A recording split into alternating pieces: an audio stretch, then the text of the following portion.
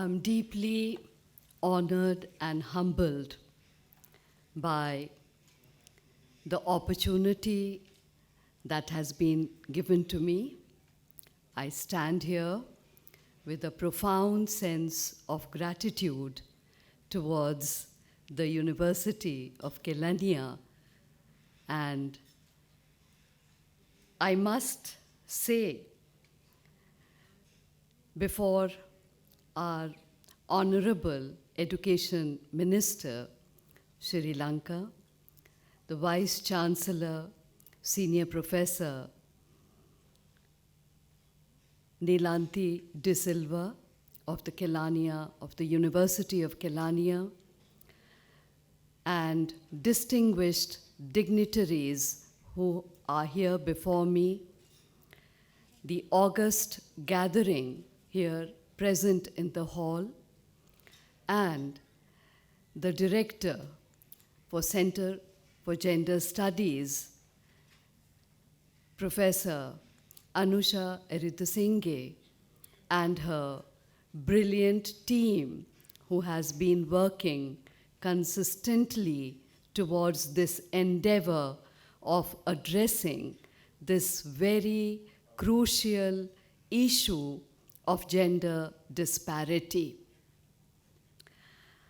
I have to say that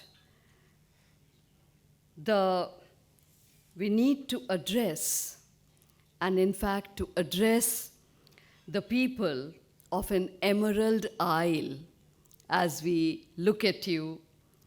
And it is an honor to my country and to me. Gopal Krishna Gandhi, a former diplomat who served in Sri Lanka for 6 years and a profound scholar, quoted Bernard Shaw, who was convinced that Ceylon is the cradle of the human race because every body there looks an original. This is what Bernard Shaw had to say, and I would add to it and have an independent and beautiful mind for embracing the world before them. They have been seen in terms of ethnic groups and in understanding the demographic weight of sections of its populations, the Sinhalese, almost 75%, Sri Lankan Tamil, 11%, Sri Lankan Moors, 9.2%. So the identity clustering can be very self-depriving for a nation, whether Sri Lanka or India or any other South Asian country. And if we further go deep into it, into the demographic dividend, then the gendered division has to be taken into account if we are thinking about the growth and development of our nation. By casting a forward gaze, we have gathered here to deliberate on gender disparity, an issue that needs to be addressed and intervened into if we want the demographic dividend to pay fully.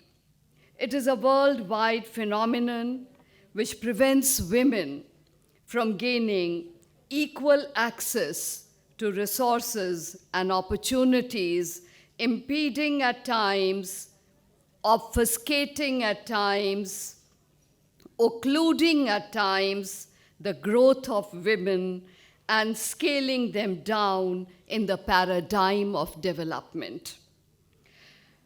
Problems arise due to gender disparity, both at an individual level and and a societal level. This discrimination continues unabated in most countries because of preference for male child, boy child, enjoying religious sanctity of nibbana in, as we say in Buddhism, which does not believe in the liberation granted by sun, but the moksha, or the concept of liberation in other religions, does give preference to the boys. So somewhere the disparity is deeply rooted into the religious beliefs and ethos of one particular religion that we can look into.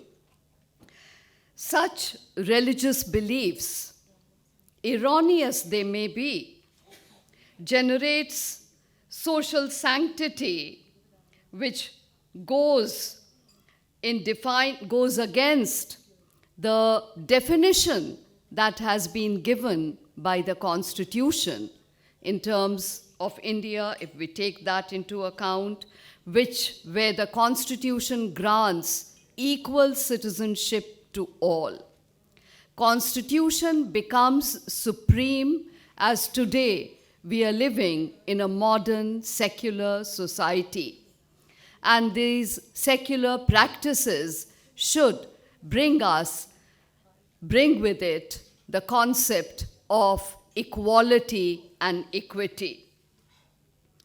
Challenges of essentialism, that you belong to a particular gender, and essential traits have to be carried out or looked into that particular gender, a kind of gender bias and prejudice that engulfs us, the reductionism which tells us that we cannot move ahead, the stereotyping and status quoism represses the path or trajectory of growth.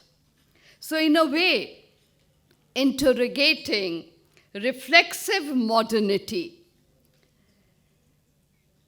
as suggested and initiated in the works of the pioneers of the feminist thinkers, we may name Mary Wollstonecraft, who stood for the first time for the holistic development of women, particularly through education, and she was a counterpart of Rousseau and challenged the thought that women and their educational domain should not remain or confined to the field of home science. A scientific and rational bent of mind was what had been emphasized upon by her in The Vindication of the Rights of Women, written as far back as in the 18th century. Coming down to the writings of Simone de Beauvoir in The Second Sex, and later the writings of Judith Butler in the performative acts of the gender that has been defined by the society, which creates a division. So these divisions, these gaps are to be bridged, and the writings of Michael Foucault and Freud Sigmund are all directed in the direction towards gender equality and providing a kind of gender assertiveness to the female gender as well. This assertiveness, this acquisition of a distinct identity is what we are looking for and standing for. The cause. So we have to understand that these are the ideas that were generated since the beginning of the modern era and the long struggle for gender justice has been initiated since then. I congratulate the University of Kelaniya for organizing an international conference on gender disparities, issues and challenges of 21st century, with a focus on empowerment, enablement, capacity building, the imperatives of disparities based on gender needs to be removed in a very nuanced and realistic manner. And for this, conference such as this allows us to share our perspectives, our viewpoints worldwide on gender disparity. I once again express my gratitude for having opened up this channel for discussion, further discussion on this issue. Despite our progress, whether India, Sri Lanka, South Asian context, or the western part of the world, disparity remains. It is a universal truth, a universal phenomenon. In India, the government, I would share some thoughts about India. In India, the government has adopted affirmative action by the state in the sectors of health, education, and employment. However, the indices still remain low as far as the pursuit of parity is concerned. If we measure access to welfare services, what institutional changes ought to make women equal beneficiaries, particularly women from the marginalized groups and communities, and being looked into. Governmental interventions, no matter how far, how deep, prove to be inadequate till the society comes forward, till an awareness, a consciousness, a sensitization is created in the minds of the people, of the common people, because it is the quiddities of the lives of the ordinary people that allows such social mobilization. I would also say that gender parity in the Indian Army has increased. Gender justice is being looked upon, interrogated upon at the judicial, legislative, and executive level.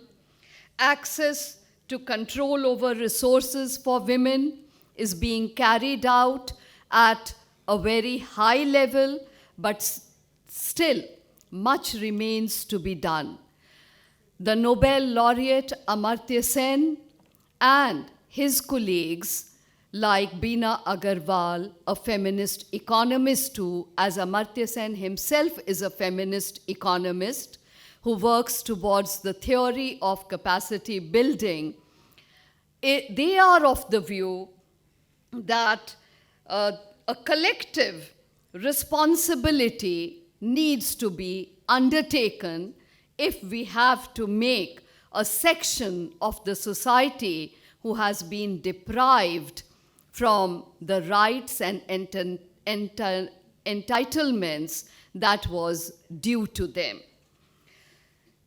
In this context, I would also say that UN Women, one of the most progressive units, had their blueprints, and they too insist on the concept of collective responsibility, individualistic pursuit, how women construct their sense of worth within modernity, globalization, drawing on both traditions and modern discourses that we are carrying out in today's time. Just going through it, the Sustainable Development Goal, out of its 17 articles on relating to gender, Article 5 deals with eradication of poverty with the slogan of no poverty, zero hunger for us South Asian countries, good health, quality education, gender equality, clean water, gender discrimination to be removed, violence against women, which is a very crucial aspect to be looked into, the fault lines of sexual violence and the culture of impunity that prevails in our society needs to be eradicated, needs to be removed, and we need to activate our society towards having a deeper sense of responsibility, and our sensibilities towards women need to be more with the aspect of empathy, governance, utilization of funds. All these are aspects which can promote gender equality and provide women equal access to education, health care, decent work, with their not only reproductive health, but also a very vital role for them to be ensured in making political and economic decisions to feel sustainable economies and benefit societies and humanity at large.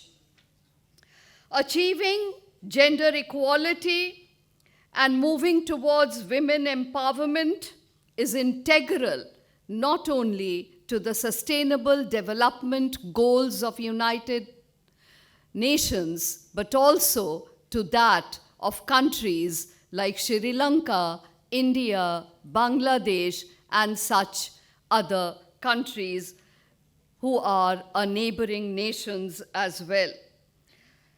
Unsustainable production and consumption patterns are gendered, with women suffering disproportionate deprivation from resource scarcity, national disasters due to climate change.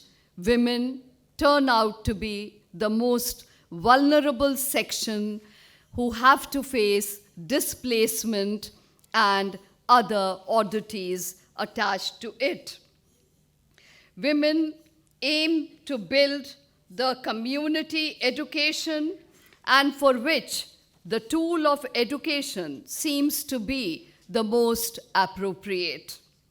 Professor Sandra Friedman from Oxford had to say that we need to redress disadvantages, and we need to address, in this context, stigmas, stereotypings, prejudice, enhance voice and participation, and achieve structural changes, which becomes an integral part of a thought if we want to create an egalitarian society. Article 16.4b and 16.4a looks into the differential treatment through law and policy making in India. And I'm certain that the constitutions of other countries too have such constitutional provisions for empowering women. Policies and schemes aimed at addressing women's economic empowerment cannot be drafted using a straitjacket. A homogeneous society of women does not prevail. We have to look into the heterogeneous aspect, and then only we can address the issues have formulas assuming men and women who do not face identical problems in public or private settings. In the context of policy framework regarding mainstreaming gender, as they are low paid, at times unpaid, according to the feminist economist Jayati Ghosh, who says that unpaid labor of women also needs recognition. Women and land aspects has been taken up by feminist economists like Beena Agarwal and historians like V. Geetha, Uma Chakravarti, and a host of other writers who have looked into this issue. And I would say that allocating budgets becomes important as it provides to the actual funding that is required to promote gender equality and equity. It remains to be seen that there are some uncharted areas which needs our attention, like the declining sex ratio, even in a very progressive Asian country like China, India, and others. Child marriages prevail, and along with it, the issues of dowry, that if you're not provided with land property and the girl is sent from her natal family as dispossessed person, it will bring about a malaise in the society, raising new issues. In India, the issue of uniform civil code is being looked into so that a uniform secular form of governance and legal jurisprudence can be provided for improving the condition of women, which is barred due to religious grounds. Around 12 million self-help groups have been set up in India who belong to the lower strata of the society, but this local aspiration to make a place for themselves and make an independent livelihood of themselves is a very important factor which I thought must be shared with this August gathering. So I would say that an inclusive and mindful analysis of gender parity through the intersection of legal frameworks and societal perspectives, a gender-responsive society needs to be created, and this is what we stand for.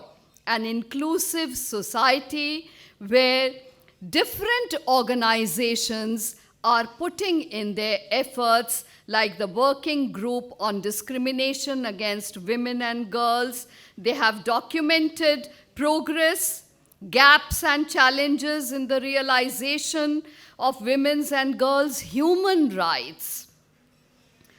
They have looked into how to mobilize and activate a broad range of actors to advance women's and girls' human rights and change gender norms. States have also made normative commitments recognizing the critical contributions in the achievement of gender equality. I must also mention the Beijing Declaration and Platform for Action, which envisioned men's engagement in gender equality as a necessary means to challenge it. So in this position paper that I put before you and have presented yesterday, I put my thoughts as the final thought that in order to interrogate reflexive modernity, there has been a vast body of knowledge on the violence that is inflicted on women, because they have been considered as the vulnerable section of the society. And this whole research towards this aspect needs to look into the systemic, institutional, societal, individual, and community structures that work together to perpetuate impunity for the perpetrators. Such mindset needs a change, a radical one, a complete one, so that the society works together hand in hand without any biases, prejudices, and allows us to move in the direction of gaining gender justice, where congruencies are not there, conflicts and conflictual positions are missing, and to make women have that sense of self-worth, that they have their own identity which can be carved out, and their recognition in the society is what today we are looking for. So these are the ideas on which we look, and there it is the complex inscription of female in caste, class, binary, the politics of recognition, and the recognition of suffering, which is so hard, which comes to them. And this is the world women live in, ultimately the most important indictment of impunity. I would say that to ensure fairness, strategies and measures must be available to compensate for women's historical and social disadvantages that has prevented them from operating at a level playing field. With a very optimistic note, I conclude that we hope women come to a position where we actually feel that we have attained the status of equality and recognize the finer nuances of subversion, subordination, and the disinclination that the genders have shown in the very patriarchal mindset. And this is how a very strategic position needs to be taken up by the world of academics. This is where we belong, and this is where from we can contribute. With these words, I thank all of you for having given me this opportunity to share my thoughts with you all. Thank you very much.